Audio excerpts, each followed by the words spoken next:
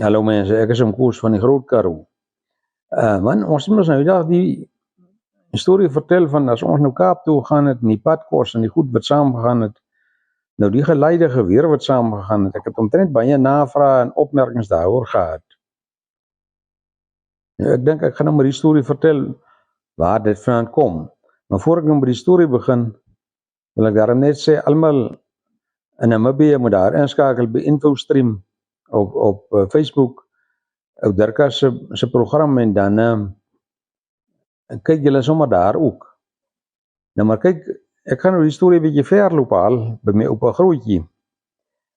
Nou hy was ou Willem Sandveld, hy daar in die Namakwaland se Weskus gebly. En die ou was 'n redelike welafman gewees, seker nou nie in geldterme nie, maar in grond. Hy het geweldig baie grond gehad, paar 100.000 morge daai tyd.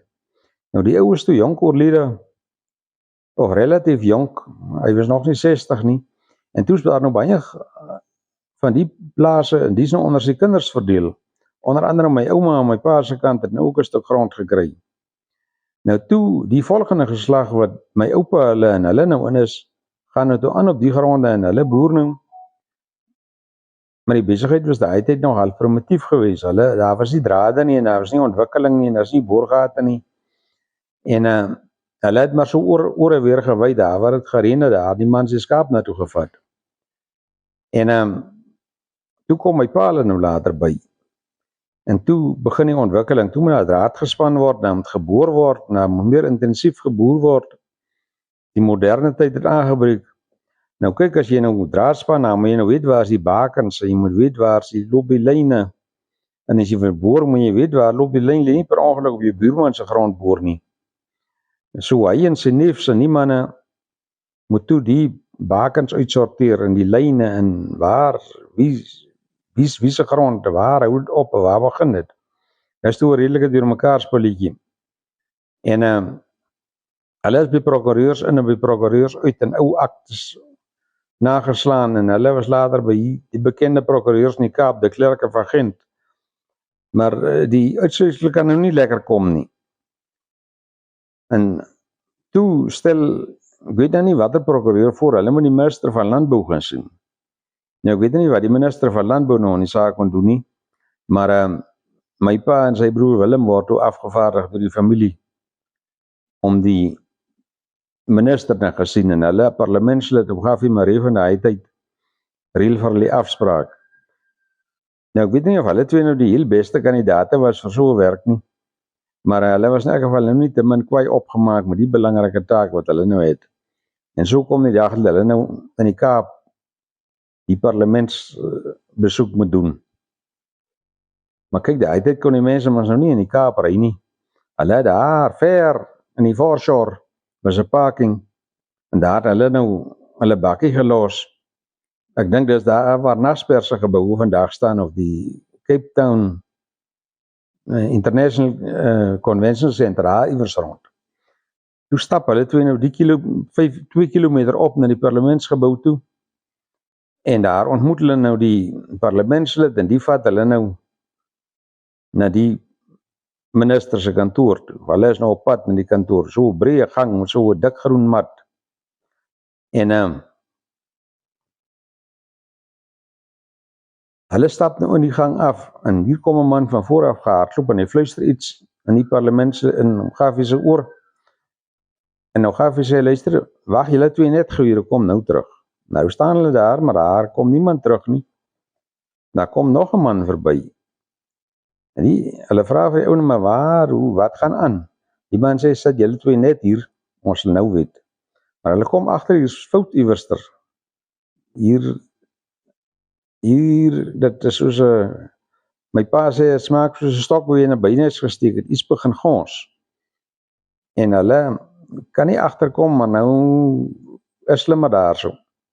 En dan kom weer 'n ou verby, en hulle vra vir die ou, jong, wat gaan aan? En die ou sê, maar het julle nie gehoor nie, Dr. Verwoerd is nou net vermoor. Nou ja, dis nou soos 'n emmer kou water wat jy op hulle omkeer. Nou ja, nou, wat het nou gebeur? Is terroriste aanval, is dit, kyk, dis mos die tyd van die rooi gevaar, en daai nou moet hulle daar wegkom. Maar hulle ken nie die gebou nie en hulle weet nie waar om uit te gaan nie. Niemand het iets met hulle te doen nie. Almal hardloop op en af. En dis 'n geharwar. Maar hulle kry daarom later 'n deur en uit buitekant toe en toe hulle buitekant kom, toe's daar net polismanne en blou ligte en hele besigheid. Maar die polismanne sien daarom seker hulle twee kon nie iets met die moord te doen gehad het nie. En hulle is daar deur die kordon. Nou hardloop hulle twee daar af met Adderleystraat. Hulle moet nou by hulle bak. Nou hardloop hulle daar met Adderleystraat af. Maar hulle nou hulle kerkpakke aan of hulle kuspakke aan. Maar die nuus van die moord het toe nog nie daar gehaal tot daar waar hulle twee nou hardloop nie. En almal is omtrent staar hulle aan die twee manne wat nou so vinnig hier hardloop, so netjies aangetrek. Maar terwyl hulle so hardloop, sê Willem, gelukkig het hy daarom sy Lemedfort saamgebring. Nou vir die mense wat nie weet wat 'n Lemedfort is nie, dis nou 'n geweer wat hulle vroeër jaar in die Tweede Wêreldoorlog gebruik het. En die ou was nog 'n baie goeie skerpskutter. Nou ja, moet die hardlopery kom hulle toe later by hulle bakkie en nou moet hulle moet nou daar wegkom. En nou Willem trek die geweer daar agter die bakkie se kussing uit. Maar toe's daar nou 'n paar kuipies so daar en hulle aan goed smous, as ek weet nie wat dit is nie. Maar toe hy die geweer daar uittrek, verdwyn hulle soos mis voor die son. En hulle spring in die bakkie. En Willem sê vir my pa, jy moet ry. Ek sal hulle op 'n distansie hou. So ver moontlik, is genoeg patrone. En daar spring hulle in die bakkie en hulle jaag terug so vinnig as hulle kan. Nou toe hulle nou eendag op Reinstorp petrol ingooi, toe hoor hulle nou die regte storie van die, en dit was maar net, hoe sê hulle in Engels, assassination. En dit was nie 'n terroriste aanval gewees nie. Nou van die minister van Landbou se besoek het natuurlik op die aarde niks gekom nie, maar op 'n manier het hulle dan hulle bakenbesigheid en hulle drade en al die goed uitgesorteer. En daar is toe later Kwai-Jakkelsproef verspanne geboor en die plek is ontwikkel.